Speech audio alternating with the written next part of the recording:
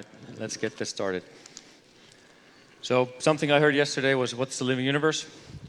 And it's basically everything that players experience after the academy. The academy is a runway into the living universe, and we're constantly improving that, but at the same time we have to release stuff into the wild, and it might be easy to think about high sec, low sec, null sec. It's not that simple. You're not a new player in high sec. So I'm going to quickly go through this because I assume people have seen the keynote. So if you're not, you'll have to watch that and then watch me tomorrow. So heraldry is a way for both players and corporations to display what they want others to see. This is something we talked about, promised, seen concept before, and we're all excited about it, super excited about it. And it opens up customization like beyond belief. And a fundamental drive for that is the fact that it has to be earned. Like, it can't be bought, it's not Plex, it's not ISK, you have to earn it. And it either takes time or teamwork for collective goals, or you can't buy kill marks, that's for sure. And no shortcuts. So if you wear it, you've earned it. And quickly through this, Intobus credits will be generated through activity. Can't be traded. You can just think of it as loyalty points for now. It's very similar. Or frequent flyer miles. It's a very similar topic. But you'll earn it, and you'll earn Intobus credits for your corporation if you belong to it at probably a 1-to-1 ratio. The game design is in its final stages, but that's probably the way it is. So every corporation will gain from active members doing stuff, building everything together, collective goals. The fitting window, obviously something we need to tackle to support all these new cosmetics. But this is, I think I want to try to keep the way it is for now. So it's user-friendly, people know how it is. We don't want to create another user experience. But earning them. Let's talk a little bit about that. It starts by doing activities in game. And we want more players doing stuff in space, and that's good for everyone. These challenges could, like earning at Intobus could be doing literally anything. Events, challenges, finishing the career program. That's something that they talked about yesterday, CCP Nomad. And to reward good students for finishing their school, and the corporations that actually recruit them while the career program is going on or afterwards. But do activities, be Omega. That will just mean that you get more credits. If you join a corporation, you contribute to the organization, and then you buy your own stuff for your own chips, for your own Intobus credits. And the corporation gets credits by having members who do stuff. If you retain them, recruit them, train them, and retain them, they'll continue generating credits for you for those special cosmetics that you want, or heraldry. And if members convert to Omega, good for them, good for you. You spend your Intobus credits on Alliance logos for your structures, or things like that. And then, ultimately, if you want to help them, you can always buy Plex, or Omega them for Plex that they earned together. So this is the core loop. We also want to open up manual donations to corporation, not between characters, only up. We also know that some corporations or alliances have multiple corporations under their umbrella, but they still want to contribute to the alliance. So that would be possible. Sorry. And then corporation tax, and I'll talk about that. But Omega is the key. It simply multiplies the Intobus credits as you get. And the first activity that will grant Intobus credits is made for players by players. And I want to explain that. This is something that I'm very passionate about because it addresses the fundamental problem and unique issue of EVE Online. It is a game, it is, with rewards. And being the most sophisticated player-run economy that exists, we have three things to keep in mind. We need to give out items as rewards. It's simply what we need. We want to respect the work of player manufacturers. And we don't want to disrupt the economy with unnecessary ISK faucets. But we can't simply buy items from the CCP player market, because that would set an artificial price or floor on for the market. So the first iteration would be to create NPC donation missions where the reward is Intibus credits. Now it's a choice for someone to either manufacture the items or simply buy the item from the market and donate them. Either way, the manufacturer is getting paid for their work. There's no pay to win here, because the Intibus credits are heraldry, and heraldry is cosmetic only, so that's never going to work. And new players really have to learn so much. And what we're doing as veterans is we're helping them, we're supplying convenience to them. They don't have to go through all of the learning before they go into space, get blown up, repeat, rinse and repeat. So we believe they will be more motivated to stick around if they have access to ships and we're not spawning them for them. So you're helping them. While this has been, when this has been thoroughly tested, there's no reason to not expand this to a much more complete suite. A fully integrated system with all rewards, even skill points from the player market. And giving out more ships to new players throughout the academy. I talked about stronger organizations yesterday, and I'm going to talk about organizational income. If Intibus credits are LP, and we can tax LP, that means we unlock organizational income for corporations, because then we can tax a new, or they can tax this new activity without relying on donations from those players. That's a person that does accounting for their alliance and corporation. So the reason why it's so easy to do bounties is because it's easy to tax. That's very clear. That also means that there's a unnecessary friction or kind of, I would say, pressure on corporation members to do bounties. We don't want everyone to be doing bounties and ratting for the corporation. If they could just do what they want to do and contribute automatically to the corporation, that is win-win for everyone. So we want organizations to have money because they fuel the wars, they fuel destruction, and through SRP and pay SOF bills. So that's good for the business, it's good for the game, and it's good for everyone. And there's another tax that we could introduce. I'll say again, CCP is not introducing this. It's a organizational tax on their members, optional. So if you want to tax, also we could introduce a VAT tax. So basically try to set a tax on anything that's sold on the market. So the corporation would simply take a tiny percentage of all, so whether you mine and sell the ore, whether you take the ore and then manufacture and sell it then, or take the LP items and sell them, basically some part of that wealth stream would be going to the corporation. Very easy, not that hard. And that's something, that's just a tool for you directors out there. And really, it's for everyone in the corporation. It's not unfair, because otherwise you're just going to get a bill every month to say, like, you own X million because I think you were looting something in wormholes. This also helps with that management. So we want to strengthen public access to data. Currently we only have the MER, which is kind of, you have to upload the CSVs, you have to do some stuff you really want to dig into it. And if you're not a web developer, I am not, for example, and I have a hard time understanding the API, and I don't have time for that. So what we're trying to do here is to give a structured data warehouse to players at their fingertips through Excel. So you basically open Excel, get the Eve plugin from the official store, and then you have access to the same data as everyone else has. So very easy access.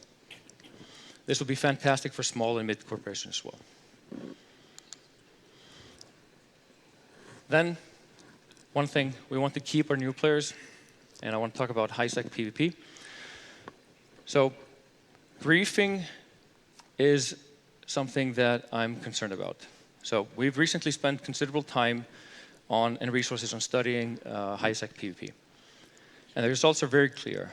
There are two main patterns of gameplay. So, griefing. It's blowing up new players in new player ships with nothing in them. The attacker gains nothing, and the victim has no means to response. It doesn't expect to be killed, does not understand why he was killed, and from then on, bootstrapping back into that ship will be hard and difficult for them because they don't really know what to do next. And the verdict for us is, this doesn't fit our cruel but fair pillar. It's simply cruel. There's nothing there. Ganking. Long veterans finishing blinked Abyss Gilas, Orca miners, Marauders doing missions. This is a massive reward for players for a good kill. And the victim can choose their risk. There's plenty of ways to reduce it, but you can't eliminate it because that's not how EVE works. And they know how to bootstrap back. If they lost something, they'll figure it out. So the verdict on that is cruel but fair. And our efforts will almost exclusively focus on reducing the griefing aspect, not the ganking aspect. So, gankers, you're safe.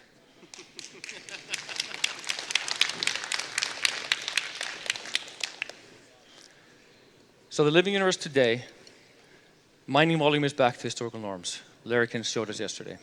Wealth distribution and duration is also more diverse. New players are doing gas mining. There's all kinds of things that weren't there before. PI is more valuable. A lot of things are more valuable. Ratting isn't, but that was also part of the design. It doesn't mean we're stopped improving ratting, but it's not the only way to make money, especially if we introduce those organizational income pillars. Upcoming structure changes will make conflict much better, and we're seeing that in a week from now, or literally on next deployment. Dreadnoughts are a critical part of the puzzle. They're a logical first capital and aspirational goal. They allow punching up, and now at a much better rate, 2 supers and titans. They work at home defense, and they work at hunting. They can do PvE with crabs, and the new experimental capital ratting sites that we have been doing. The White Anchorage was the first one in December, hoping to see more very soon. And the strategic commitment is this, and I want to explain the faction warfare aspect of it. We're looking to create a more dynamic living universe. Vibrant Metropolis is one of the pillars. Faction warfare is a setting. It does not mean it's only faction warfare. It means that we want to introduce change through factions and the empires in that area of space. Structures and sovereignty are still the key elements of going forward, and arcs are simply a vehicle to deliver content through story and player activity. And we're looking at something, they'll talk about it later, in a few minutes. Content in this case ranges from new ships, sites, and rewards. Of course, we're not doing new ships. We're not doing sites. Everything is coming, but in a narrative flavor. And sometimes mystery is something that people look forward to. And we want to keep it under wraps, but obviously there's content coming. And it's not just content for faction warfare. It seems it's going into it spills into the living universe. And not just for low-sec, and not just for current faction warfare players. And now, here is CCP Aurora to actually shed a lot more light on that. She asked for 2 hours. She only has half. Thank you.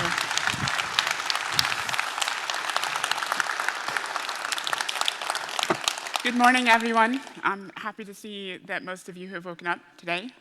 It was a struggle, I will admit. I was a bit nervous yesterday. Thank you for sticking with me.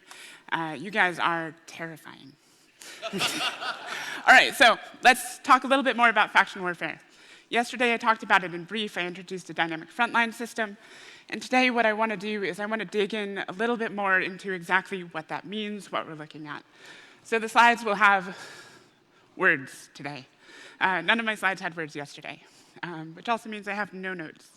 So we'll be looking at this together. As I said, faction warfare is our primary focus. That doesn't mean that content won't be introduced to other areas of the game, but what it does mean is that faction warfare is the vehicle through which it might be introduced.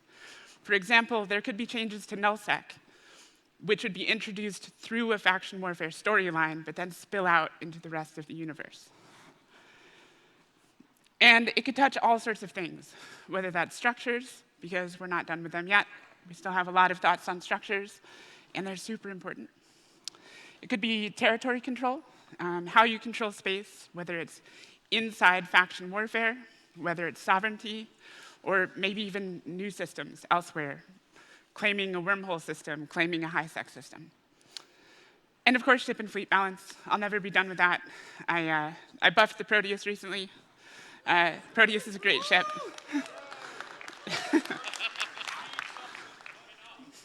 Speed subsystem, maybe one day. And we'll be looking at all of the content in various areas of the game, especially faction warfare because it needs it the most.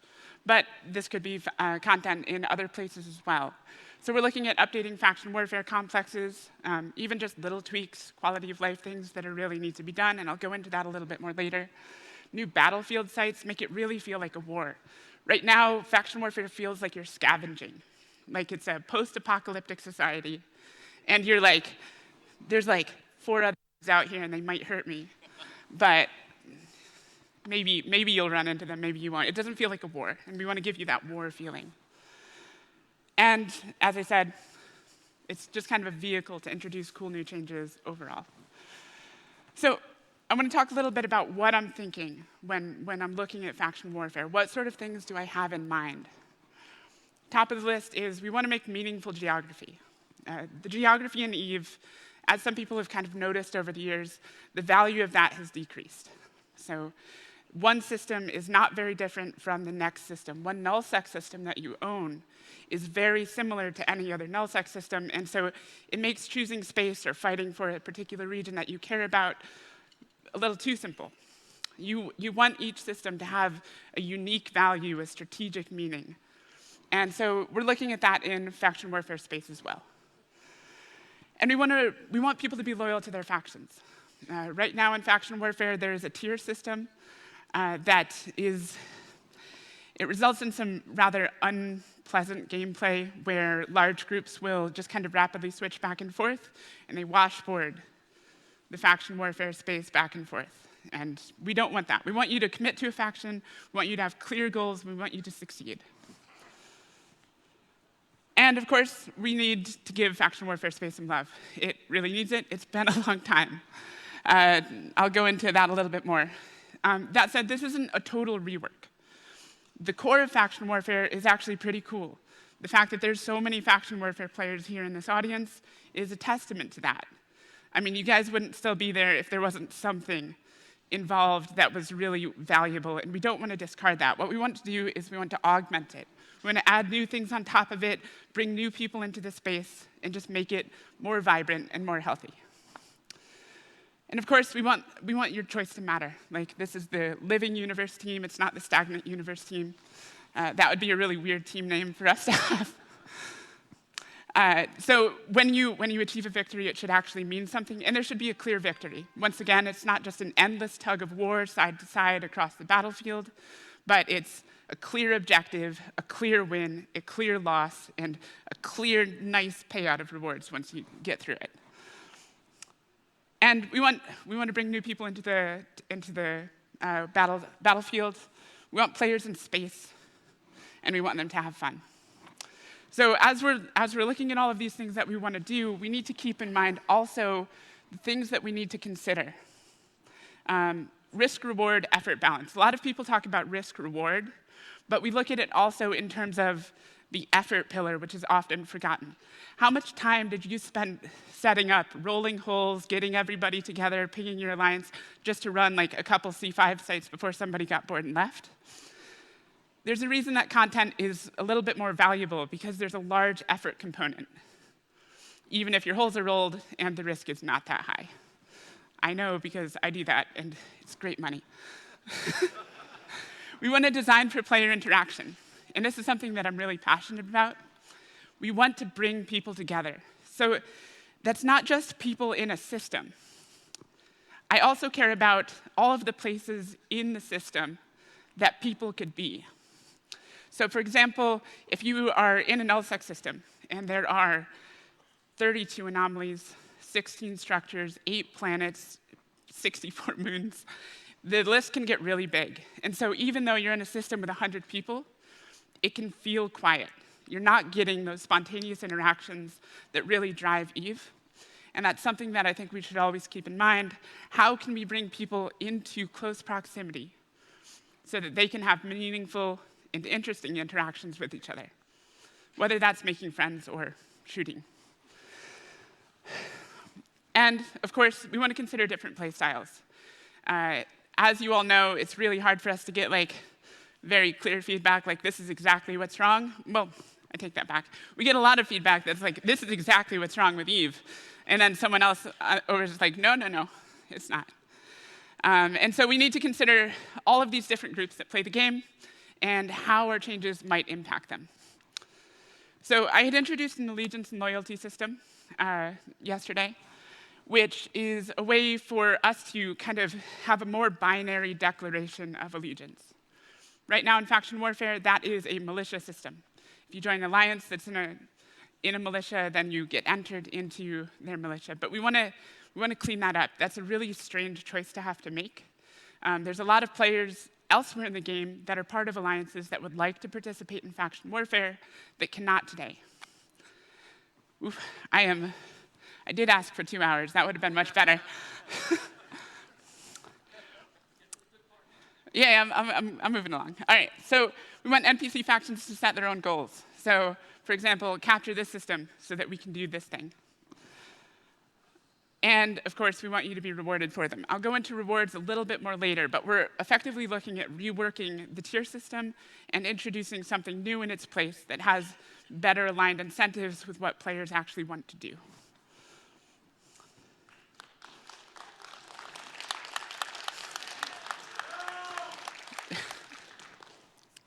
All right, so I had talked about dynamic frontlines yesterday. As I said, there are 180 systems in faction warfare space, and they're all about the same. And so that's something that we want to take a look at. We want to make geography more meaningful. And this can be done in both dynamic and static ways. Like the mountain range is a mountain range. It's a difficult thing to cross. But as an army invading it could technically seize control of that territory. So that would be a dynamic versus the static mountain range. And a little bit of both makes for really colorful space. So the way that we're looking at these frontline systems right now, you can see the red is controlled by one team, and then the blue is controlled by another. We're looking at a really simple definition at the moment, which is just if a system borders another system, then it is declared a frontline system. And then if a system borders a frontline, but not an enemy system, then it would be declared a command operations system.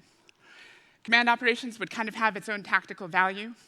That's exactly what that is yet. It's still being decided. But in this case, one of the things that we're thinking is, what if you cut off a system from its support? It no longer has a command operations system behind it to help feed those front lines.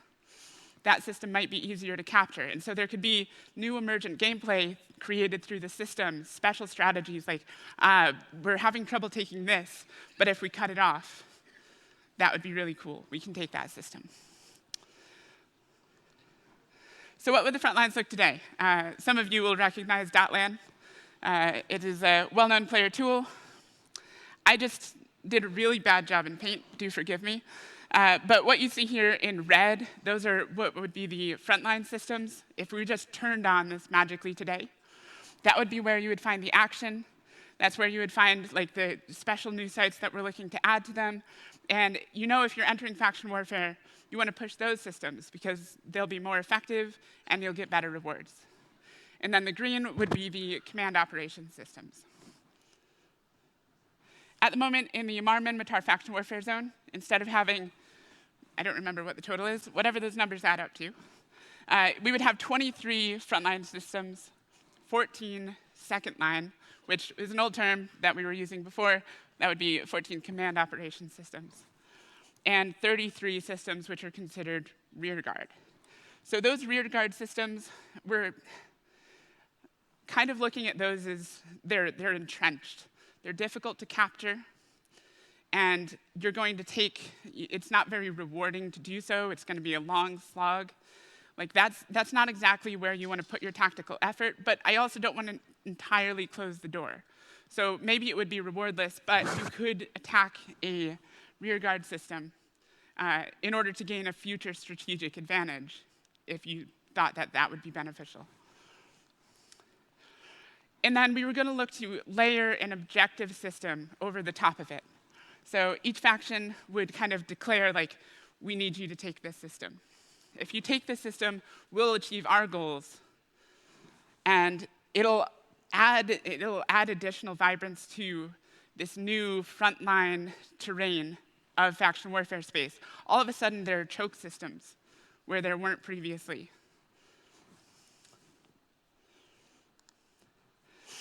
And so this is sort of just talking about the extra gameplay that we were thinking about adding to the faction warfare space.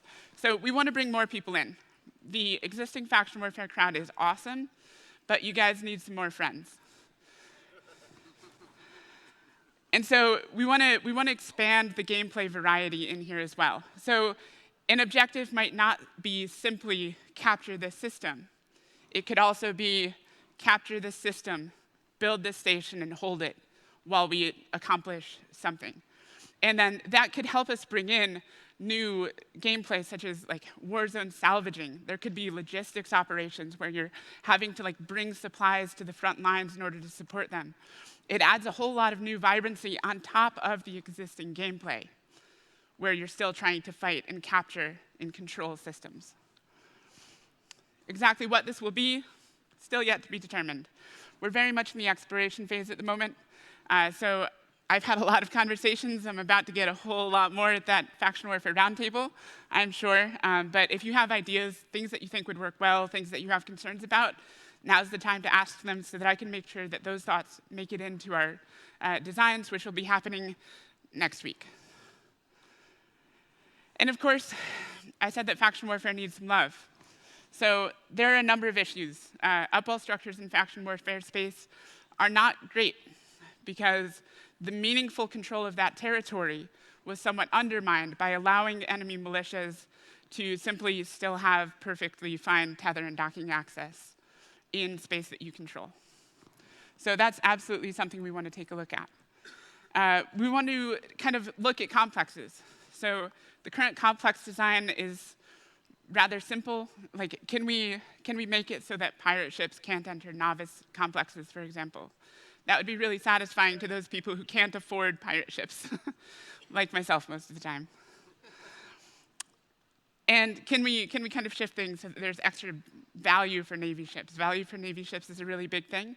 Navy ships are really cool, but sometimes they get overshadowed. Like, how can we make those brighter? Apparently, there's a mouse. We also want to take a look at faction warfare missions. Faction warfare missions currently do not fit well into the ecosystem of faction warfare. They're kind of a thing that non-faction warfare pilots do to extract money at the expense of reducing the value of the LP earned by people actually doing the fighting and the system control. I'm not going to eliminate them entirely, but just know that it's something that we're keeping an eye on. In particular, the tags are on my mind. I want to make sure that you can earn your faction warfare rewards. You can actually access the LP store without having to go grind for those tags in faction warfare missions if that's not exactly your thing. And we want to take a look at the sites themselves. So at the moment, every site is the same in terms of like how valuable it is strategically, like how many victory points did you earn, whether you're running a novice in a T1 frigate or an open in a battleship. So adding a little bit more value to those larger sites just makes sense. It rewards people for putting those larger ships on field. Speaking of rewards, we're looking at reworking them. So when I say that we're looking to remove the tier system, what I mean is we're kind of getting rid of it. So no longer will like the winning faction get rewards for just having more systems, but instead they'll get rewards for completing objectives successfully. So if you assist in completing an objective, you'll be entered into a pool of communal rewards. And then once that, whoops, sorry, microphone's there. Once that objective succeeds or fails, you'll be paid out accordingly. At the same time, we want to reward loyalty. So win or lose, if you're sticking with the same faction, there's a track that you're working along, where as you earn rewards, you earn your loyalty, you get cool stuff for it. And taking a little bit of a turn, we're also looking at structures. As we said, we're not done. Structure still needs some love. I think a lot of people will agree with the top point. We want to ensure attacker commitment. So at the moment, someone can show up and just shoot your citadel. And if they don't return, you still have to form a defense fleet. You don't know if they're coming back. And that can be a really unsatisfying thing. Nobody likes made you form. So imagine, for an example, where in order to attack that structure, the attacker has to come in and drop a siege structure. And that siege structure powers up and it breaks through the structure, which then allows them to bash it, but they can't remove it from the field, and that thing is a little bit pricey. If they don't show up again, the defenders will simply destroy it, take a valuable bit of loot out of it, and they'll get paid for having to show up and defend their structure. And the attackers will have lost whatever that was. Whatever system we put in place here, we want to ensure that people are committed when they're actually a threat to the places that you live.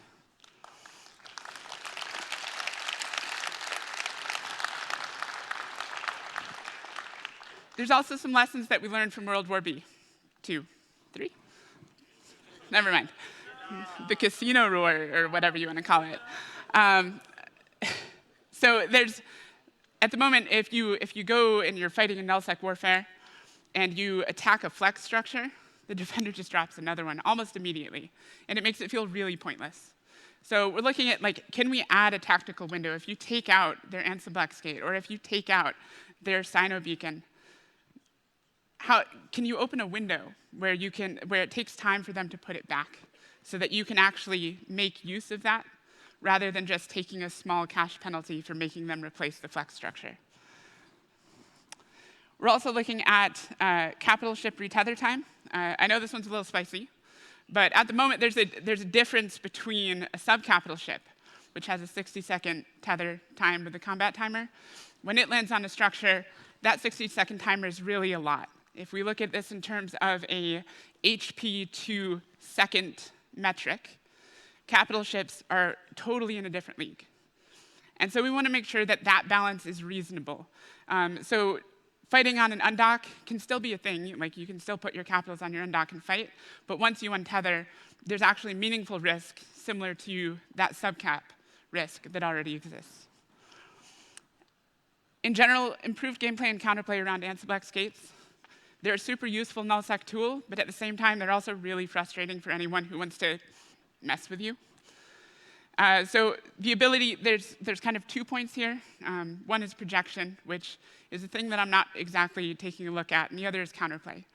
If you see someone in a system and they're on an Ansible gate, you don't really want to engage because they can instantly disappear at any time. So you know that it's not going to be successful for you, and so why would you take that risk? And of course, continue looking at POSes. So that could be, POSes currently have 2 uses. One is capital storage, and one as day tripping into a wormhole with a cheap, easy, rapid to set up structure. So we're taking a look at that. And there's other changes we want to make as well. So as I said, these might get introduced through faction warfare, but there's a lot that can be done to make EVE more fun, more well-rounded. Whether that's new toys and tools. For example, a damage module that applies a damage over time effect. Something brand new. You can hit someone with it if you get close enough and run away, and it continues to tick down. Who knows? Purely an example. Please don't get too taken with that. And of course, balance. I want to pull up the weaker ships, and I want to, like the Proteus I did recently, and I want to reshape the dominant ones. So looking at hacks, for example. I'm sure there's a lot of opinions on heavy assault cruisers. I don't want to destroy them. As much as some people would really love us to nerf this thing into the ground, every ship should have its role. And of course, we're still looking at the tough issues. I don't have answers for you today on what Ritati talked about in terms of high-set ganking, but it is something on our radar. Quality of life updates. Who here would like to be able to instantly clone jump without a cooldown in an NPC station?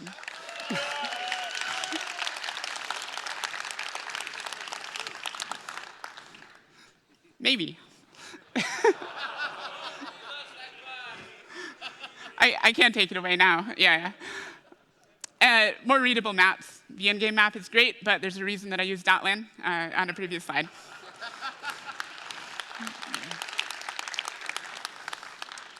And of course, we're looking at capital ships. We want to ensure that the capital ecosystem is healthy. Every ship has its role. For example, dreadnoughts can maybe have a role in structure fights again. And every ship has its counters. So currently, it's not terrible, but there are things that could be improved. Carriers are in a strange place right now where they're both overpowered and have no purpose, which is a very strange place for any ship to be in. And of course, we're looking at Navy ships. It's faction warfare time. So we want to make sure those Navy ships are valuable. We want to make sure that your LP rewards are worth it to you. And so we're going to take a look at buffing the Navy ships. Armageddon Navy is terrible. That one's on my list. And even more wild things. Can we add value to them in other ways, such as adding faction bonuses, special bonuses within faction warfare space? That would be, of course, well-balanced for the game around them.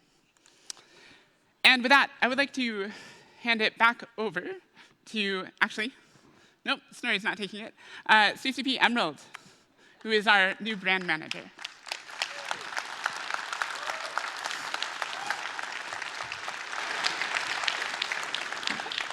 Hey, everybody. So great to see you all here after last night. Hi, everybody. I'm CCP Emerald. I'm new to Fanfest. It's already been such an inspiring week, though. I've really enjoyed getting to know you. I've met some of you this week, and I look forward to meeting more of you tonight, especially with the party at the top of the world. Who's excited? All right, come on. All right. So now that you've seen some of the incredible plans coming from Living Universe, I wanted to take a minute to walk you through how we're evolving from quadrants. But let's take a quick look back first. For many years, expansions were released in EVE. I'm sure you remember the days where you waited in anticipation for the next big expansion, all so you could finally get all of your cool new space toys to play with. So a few years ago, we decided it was time to evolve from expansion so that we could be a little bit more flexible with our releases, keeping New Eden alive and dynamic. So EVE evolved into quadrants, and that was a 2-year era. Quadrants allowed us to be dynamic with our releases, ensuring that there was always a steady stream of fresh new content in EVE. And within quadrants, we told longer-term stories, as with the Triglavian Invasion trilogy.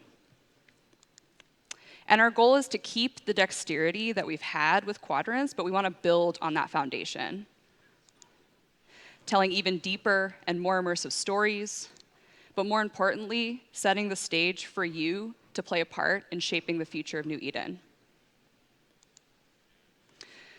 So we're planning to roll out something new, and we're calling it arcs. Each arc tells a cohesive story in which you play an important role. It'll feature a steady stream of narrative-driven events and content that lead you to a climactic moment, revealing a significant change in New Eden.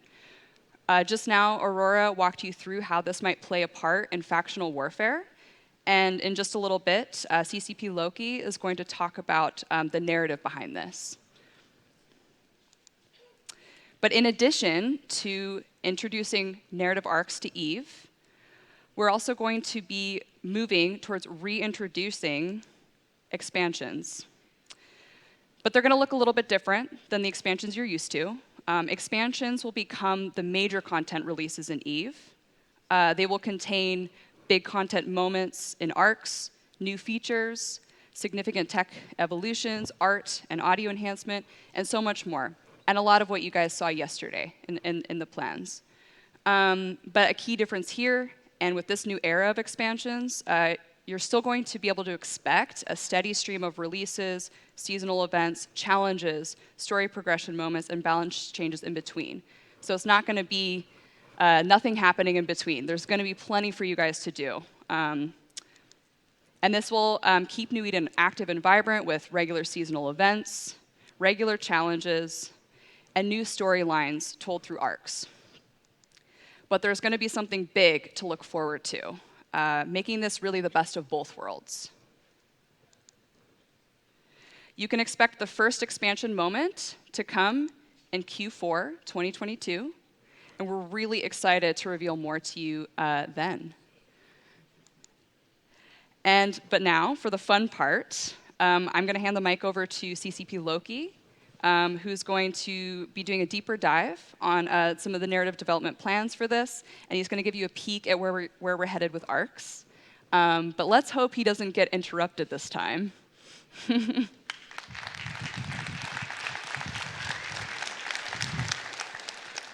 Good morning.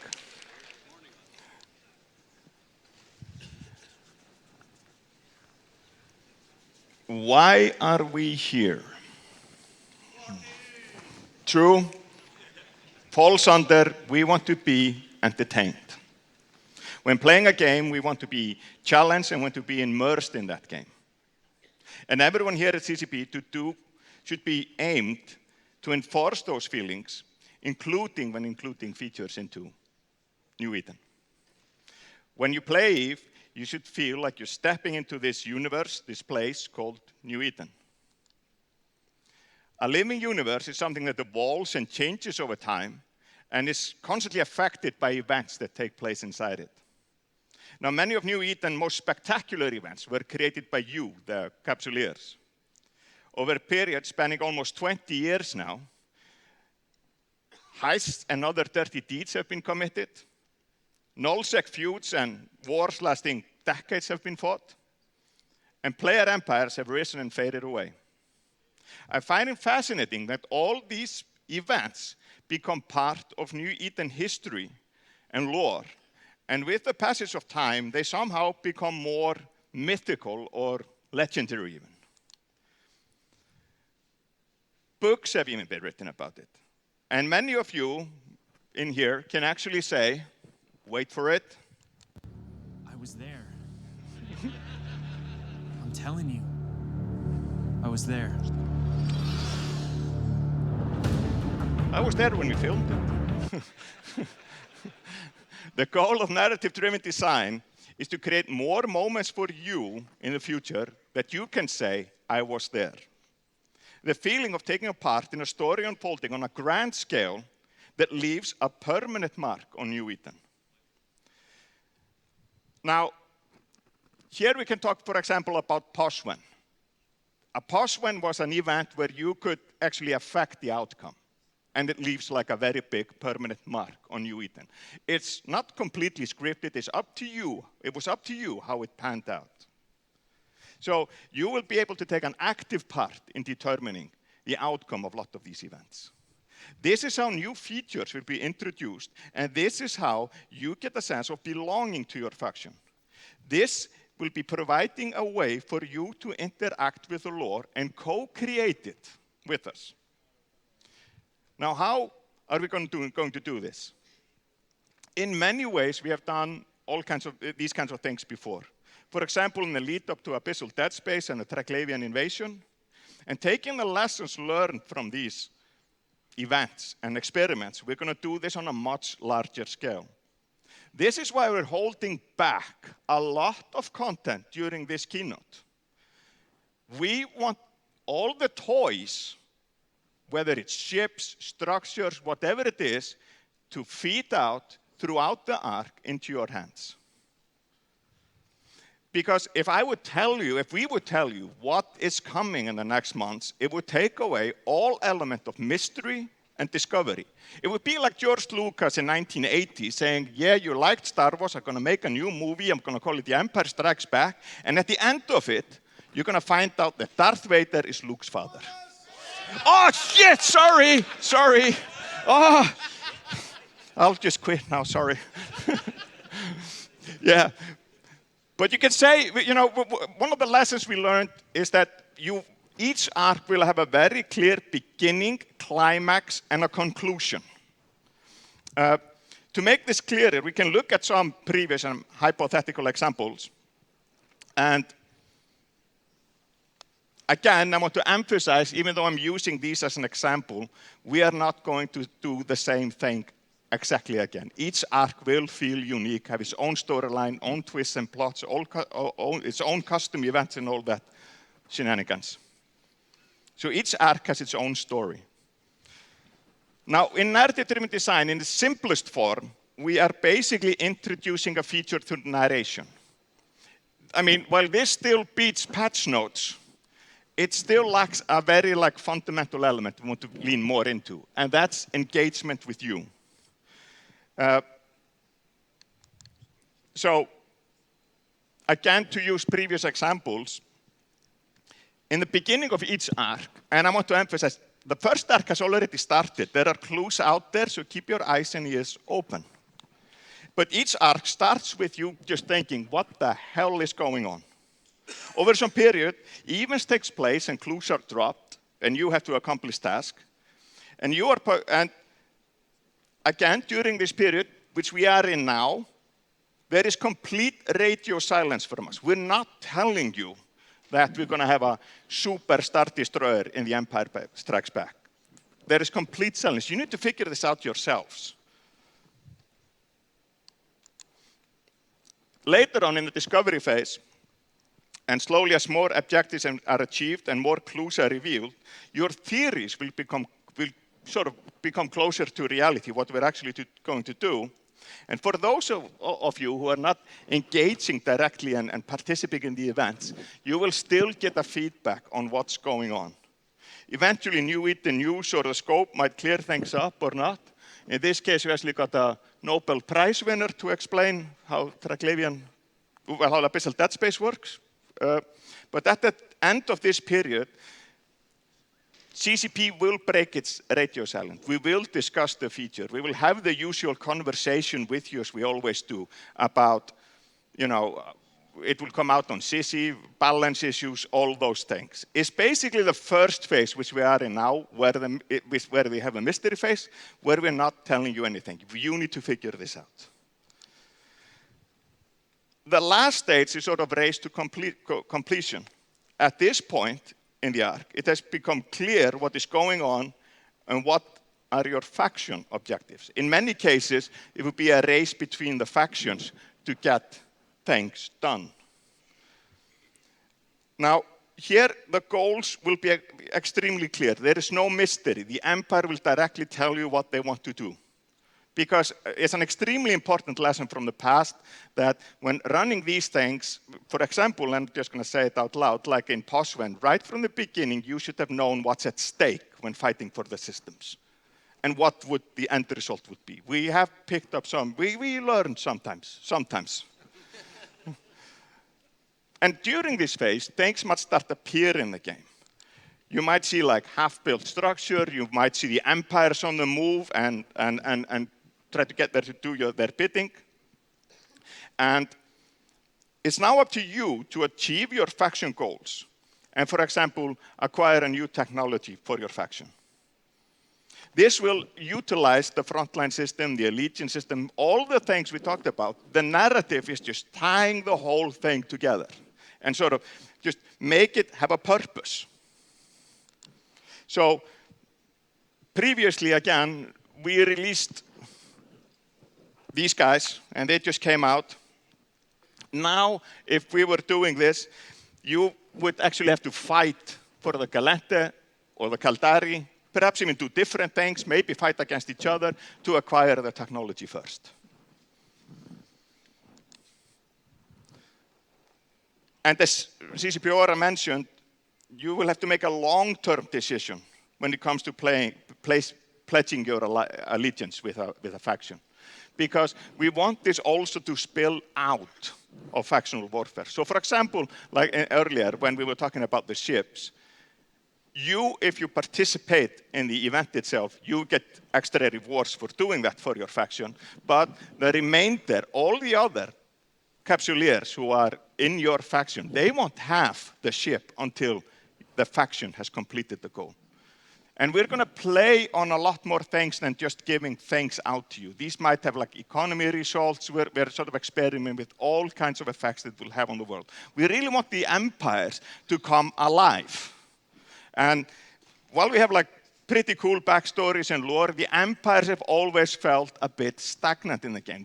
We have factional warfare, which has been sort of in its bubble on its own. We want to make it much bigger, and we want it to spill out into the whole game. You will feel like you belong to the empire. When your empire does well, you are doing well. When your empire is doing badly, you are doing badly, up to a point. And again, we will see more visible, NPCs will be more visible during events. Actually, in the game right now, you will see some of the things that are sort of starting to wind up. We sort of started today, this morning at downtime. Again, this is like the real world. Don't expect World War III. We are ramping slowly up. This is a journey, not a, this is a marathon, not a sprint. And we're going to use the NPCs a lot to tell the story. We're going to see them fight. We're just going to do all kinds of shenanigans as usual. Just on a much bigger scale.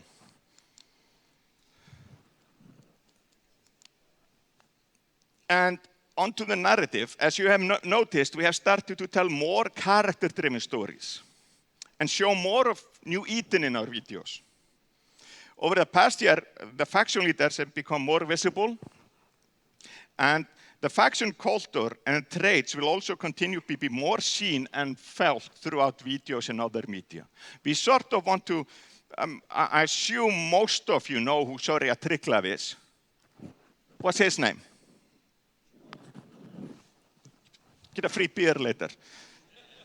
We want to make these characters iconic. We want them, to be the identity of your faction. And we'll continue to see more of ships and station interiors and surfaces and planet surfaces and so on. Now, are those things going to come into the game itself? No, probably not. But these places are a part of the EVE universe, and showing them goes a long way in creating a living, breathing universe. This is world building. This is immersion. And, hey, it's, a lot of it's just entertainment. I had some fun making this one. Fun fact, when the guys come running out, that's all me. It's me in a mocap suit in my house running into the kitchen. Yeah. I had my son as the director. So you will continue to see more of these things. And, we are sort of getting to a place where we can speed up the process and create a lot more of these, and we're getting better and better and better. And sorry about the animation sometimes. I'm getting there.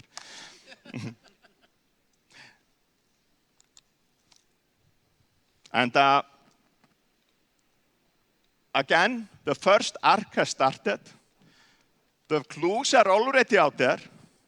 So keep your eyes and ears open. Here we go.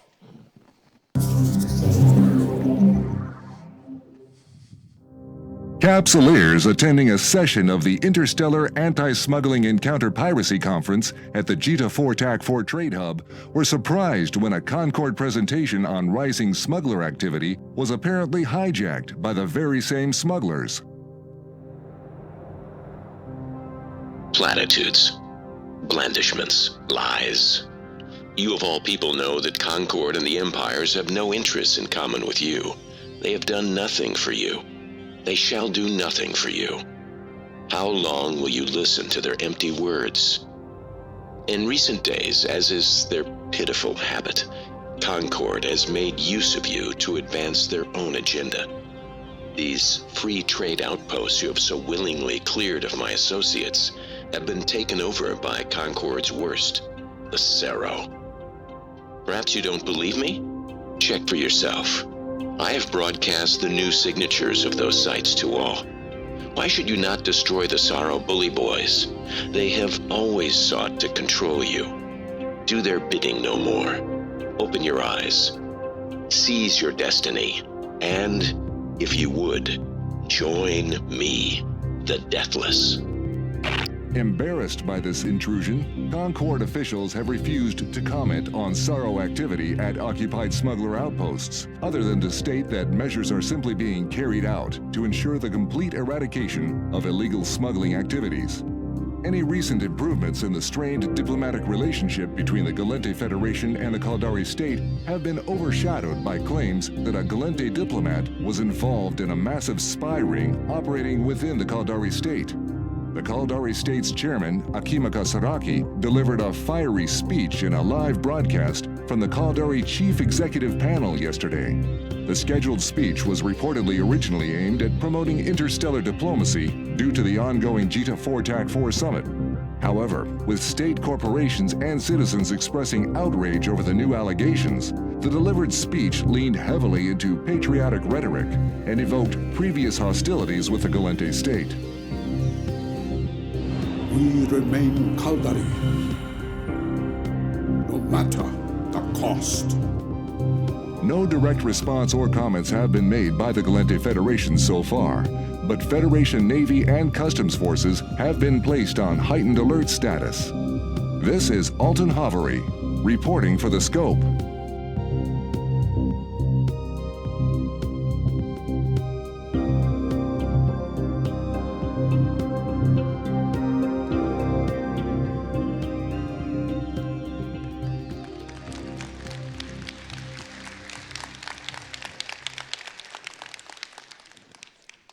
There are at least 3 clues in that, so go look at it, screenshot it.